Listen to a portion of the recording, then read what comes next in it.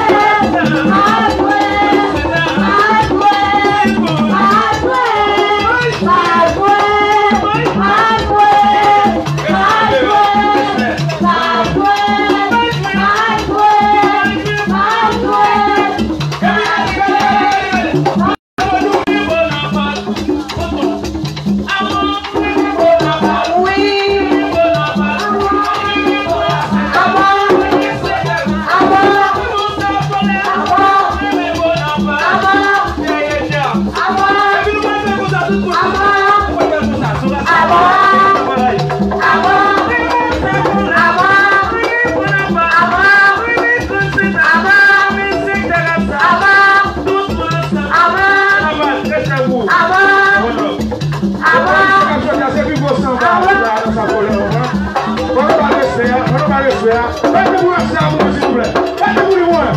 Merci beaucoup, I love you. Vous voulez changer de bagarre là? Vous voulez changer de bagarre là? Vous voulez changer de bagarre là? Allez.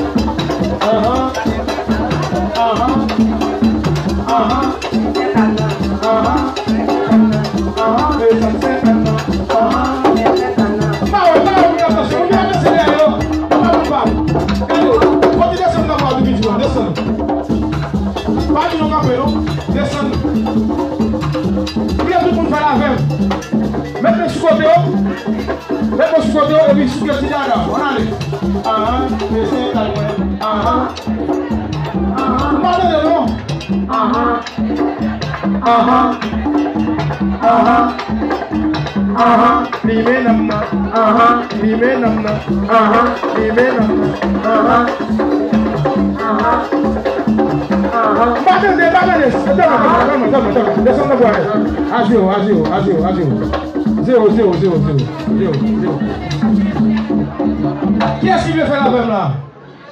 Hein? Qui veut faire la même frapper, mais on entend. Ok, on met sur côté, et puis là, nous venons à la voisine, nous parlé, nous allons occuper la voisine. Qui ça nous va dire? Mais c'est. Fais-le-moi, on a, fais-le.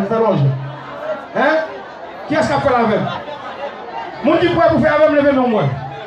Et si vous faites pas vivre, on va voir. Nous allons faire une seule fois, c'est d'accord. Parce que moi, je n'ai pas la même. Allez. Mettez sur côté. Allez.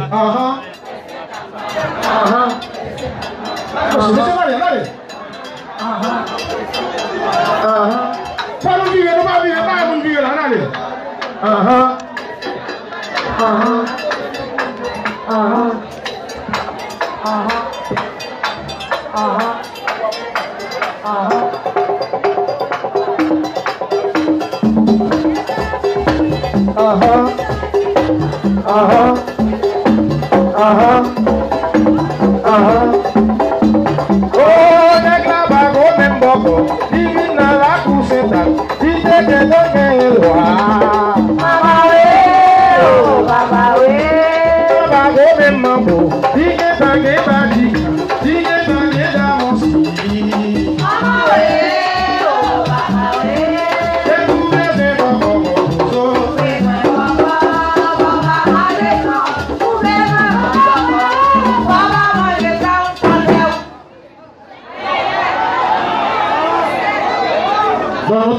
Parce que pas mon en bas.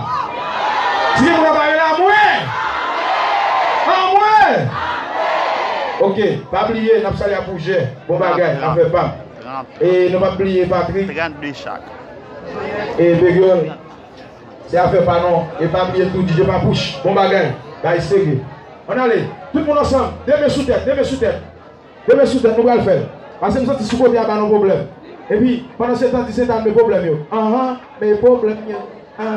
Mes problèmes. Allez.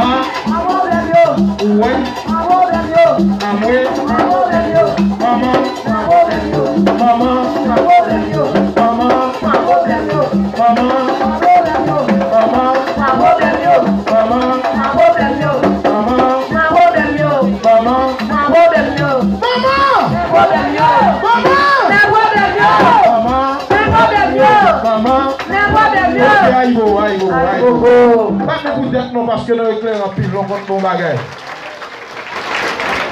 Moun qui aime mon grand bat, mais pour mon grand kounia moi. Moun qui aime cet agneau là, moi kounia. Moun qui aime cet agneau là, moi kounia. Nous sortis pas pour l'autre ligne, nous campons dans la ligne de travail là qu'a fait là avec non. Pas venir faire affaire pam. Tu vas sentir ça? Hein? Est-ce que m'oubliez non?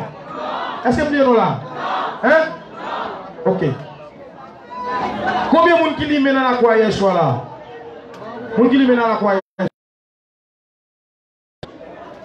Il y a plus de monde qui va limer qui lève même. Hein, tout le monde limer? Qui monde qui croit l'autre qui te fait hier, qui fait miracle là, est-ce qu'il y a des délivrance là-dedans? Hein? Vous quoi ça? Hein? OK. Qui monde qui prie pour dame dans le boulet parce que le boulet innocentement? On allait. Hein, ou pas connaître si innocent. Quoi qu'à battre mais ou en toi là ou même. OK, non pas de problème, c'est que seulement moi connais est-ce que innocent ou bien pas innocent. On allait. Hein? Hein? Qui ça va faire? Depuis avant, il y a me ça. Depuis que je suis monté pour toi, moi, je vais passer, mais pendant ce temps, je dépanner ça. L'on vient dans la croix, on Jean Bouillet. Ça lié. Ce n'est pas dirigeant pour parler avant. Chaque monde qui l'a dirigé, tête sur pour connaître la caillou, il y a des bagages pour ne pas faire là. Madame, il y a des bagages pour ne pas faire là. Il y a des bagages pour ne pas faire là. Ok, nous allons aller, nous allons aller.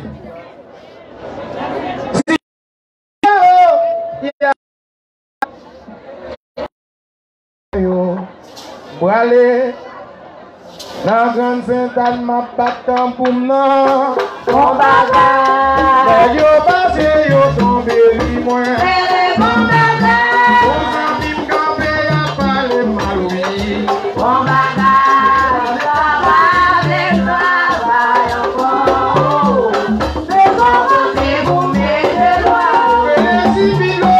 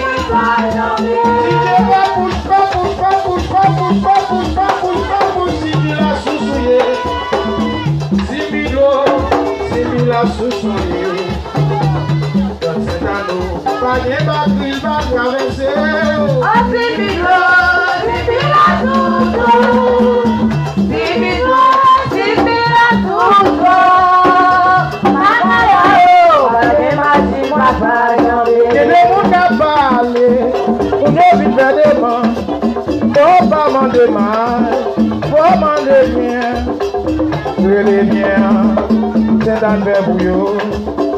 Que les miens, c'est un verre bouillot. Que les miens, c'est un verre bouillot là. Nous l'avons arrivé, non, voici et non, non, c'est un verre là. Que les miens, c'est un verre bouillot. Que les miens, arrivé, non, c'est un bouillot. Que les miens, ça fait bouillot là. Nous l'avons arrivé, voici et tout. Maman, c'est un verre bouillot.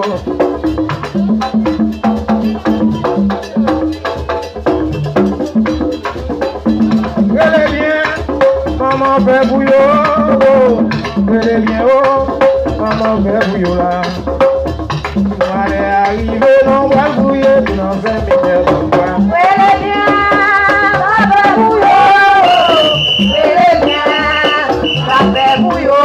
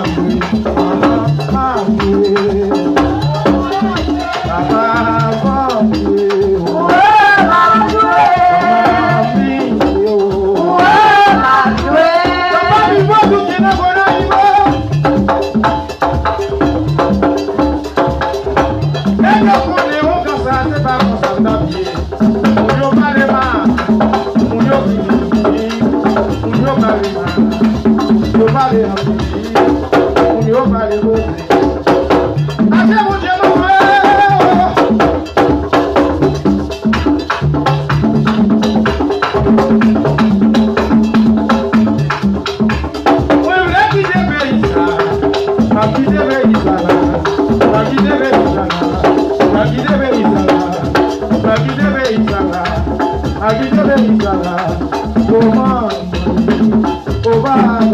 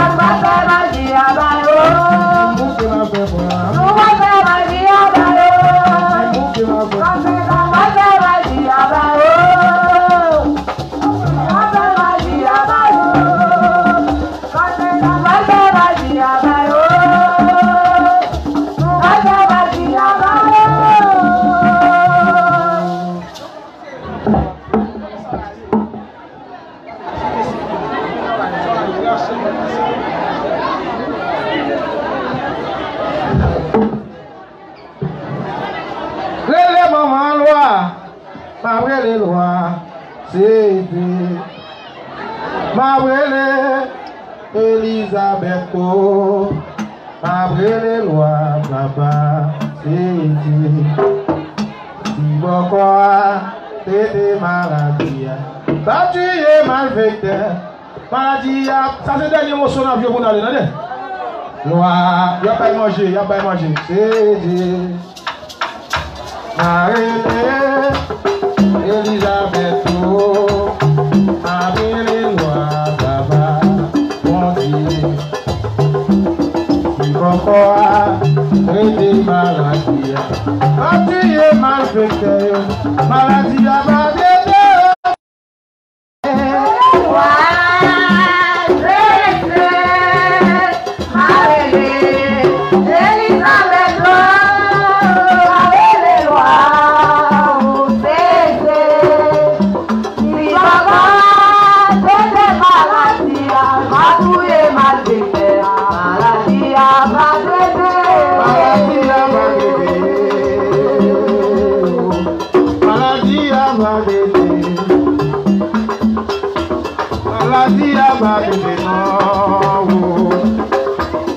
Maladie a balayé, m'a brûlé lois, papa, c'est mon Dieu.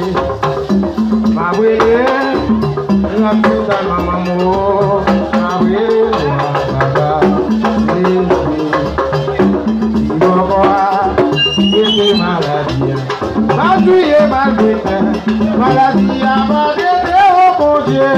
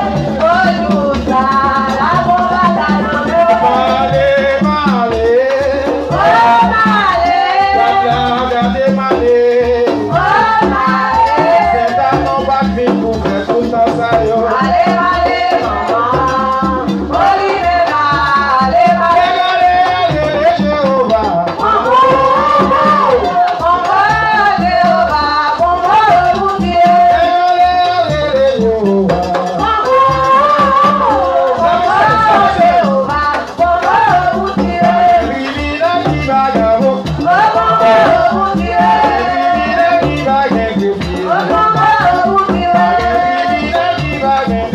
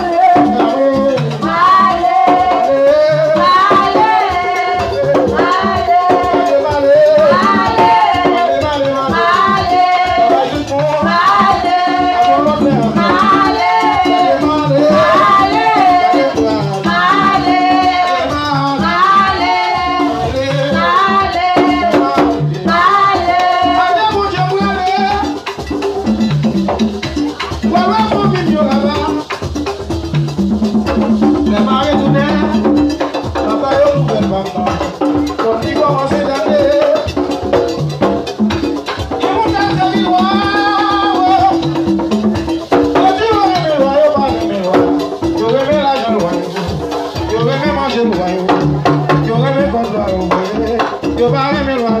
Maman,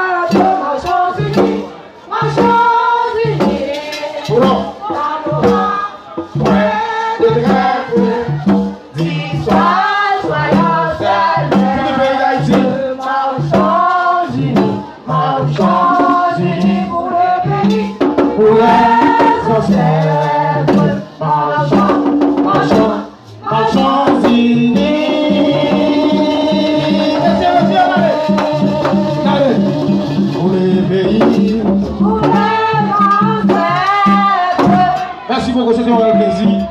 Famille, nous battons pour moi, sinon on met ça. Et nous pour nous toujours. Nous toujours, nous prions Sainte-Anne. Nous pour nous parler plus flambeau ici. Bon, quand bagage m'a dit aujourd'hui, madame Morelé, il dit que il y a un monde qui vient là qui dit que m'a travaille pour lui pour $600 haïtiens, mes amis, les chahiers. C'est que les grands disaient, c'est que monde ça, il a un numéro compte et nous capables de dire, on numéro de téléphone, il va déposer comme pour lui. La fait travail pour $7,000 pour mon nom. C'est que compte il là, son compte, nous capables de dire ça, mon cash, que déposer comme pour lui. Mon nom a utilisé photo, il dit que c'est pas encore. Ma dit non ça je dis, qu'importe qui t'a aimé relève sous vidéo, sous pas image moins ou pas besoin de parler avec mon nom. Et numéro de téléphone moi c'est 37 49 37 23. 37 49 37 23. 37 49 37 23. 37 49 37 23. 37 49 37 23. Ma dit encore 37 49 37 23. Pas quitter l'autre numéro à dire non c'est bon pas. On quitte ça là. Pour international, nous avons montré le nom sur international. Numéro de téléphone international c'est 4007 952 75 81. Nous allons créole 407 fait étoile plus 1 407 952 75 81 407 952 75 81. Après encore 407 952 75 81. 407 952 75 81. Pour Haïti 37 49 37 23. C'est un temps de bagarre qui avec mon obligé banon pour moi m'arriver ça parce que il y a pile encore. Nous avons un gang sous Gourmand qui fait 30 000 $ américains dans le journal. Il dit c'est vite dans ça qui va faire comme ça. Pas quitter mon abîme dans mon bagage. Déjà expliqué non, pourquoi Saint-Anne connaît parce que les mapines Saint-Anne, c'est sous grande vieille, maman vieille, il a fini. Là ça c'est grande vieille qui était là. Et les de Saint-Anne. En bas des comptables marron gagné pied cochi. Grand pile monde qui pas entrer dans la croix comme ça là ou vient dans petite fenêtre là, yo tout campé ou bien campé par l'autre bord de la rivière. Je dis à nous grand pile monde qui entre Saint-Anne, mais non quoi Saint-Anne pas dormir. Grand pile monde qui fait des ordres, d'acheter nous quitter des ordres parce que messieurs bien organisés nous. On quoi remet messieurs et puis remet Beriol qui a fait gros travail ça pour nous parce que si ce pas de presse qui des familles dans pays kidnapping, les vite camper n'a fait travail ça. Toujours remet monsieur pas quitter mon pas nos tripotage. Et puis pour bouger pour moi, prier pour bouger en pile, Patrick, c'est avec pas. DJ Papouche, nous dit I love you. Et puis pas oublier Félix, I love you. Papa mes amis, c'était un plaisir. Battez pour bonne partie, nous devons ça me faire.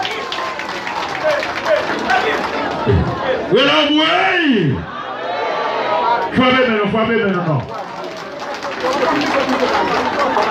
C'est bloqué, n'a bloqué tout pirate. Nous avons le pirate qui a vu Boston. Ils ont foiré que les foyers grande Saint-Anne. Pas prendre un coup ça encore. Foyer Saint-Anne c'est ici en Saint-Follet. Foyer Saint-Anne c'est en Saint-Follet. Pirate ça qui a vu Boston. Qu'après les pélés, regardez la montée là pour nous voyer 100 $. Pour 300 $ américains pour le bail monter là pour nous. Pas prendre un bloc faire ça. Depuis avant de dire nous ça. Foyer Saint-Anne c'est en Saint-Follet. Qu'a fait piratage.